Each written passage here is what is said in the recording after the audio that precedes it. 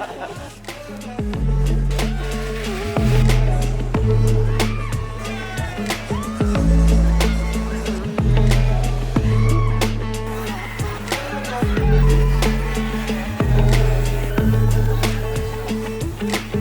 he got a bit older, Joe seemed to see the world a bit differently, like most teenagers, but in his own unique little way. Joe would go after all the local birds. He'd spend hours peeking at them from behind the bushes, study at them intently, watching them with binoculars. He'd even start drawing them.